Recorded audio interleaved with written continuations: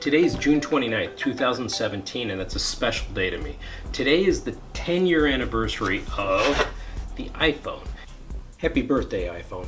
10 years ago today, Apple partnered with AT&T, who recently bought out Cingular Wireless, to release the world's first touchscreen smartphone. This was an absolute game changer for the smartphone industry. When it was first released, people were canceling their plans with whatever carrier they had so that they can switch to AT&T just so that they can have the iPhone.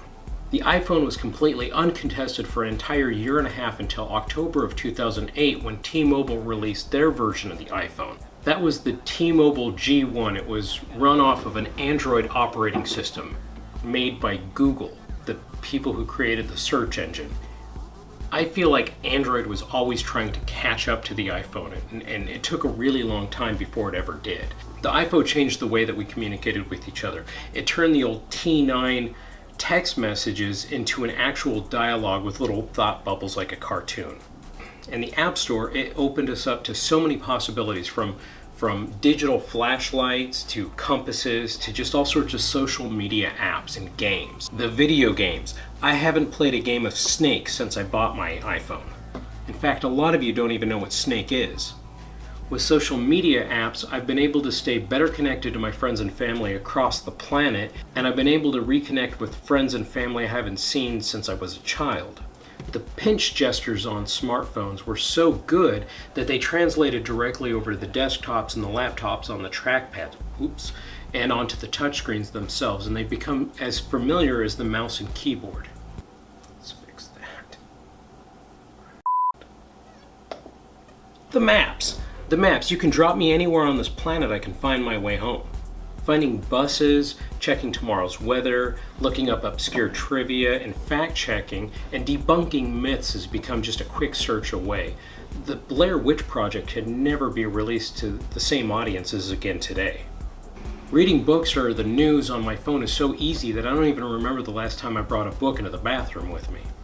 Check depositing. I don't want to go to a bank. Shopping for the best price has become so easy on the smartphone that I would way rather just make purchases on my phone as opposed to standing in line 3 spaces behind the guy who can't figure out the chip reader. Not to mention all the coupon apps like Groupon. Price comparison has become way easier than it ever has before. Also, with Android Pay or Apple Pay, it's not even a big deal if you forget your wallet.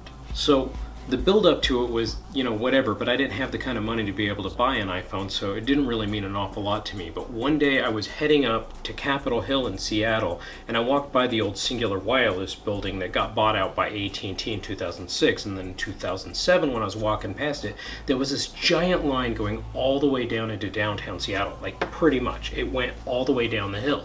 And I followed the line up there just to see what everyone was going to. And they were all going to the AT&T store to buy the first iPhone. And I was a little cynical, and I was kind of laughing at everybody standing in line for the entirety of the day just to be able to buy a cell phone. But I kind of knew that this was a game changer for everything, and that it was going to shape the way that we live our lives. And it has. Everyone has smartphones. People that you wouldn't normally associate with technology have smartphones. You go someplace in BFE nowhere, and people that don't have clean water, they don't have reliable food sources, they don't have electricities or your basic amenities, they have smartphones. Everyone has smartphones. 2017, most people can't afford to travel all the way around the world to go visit whenever they want, but with the iPhone, they absolutely can.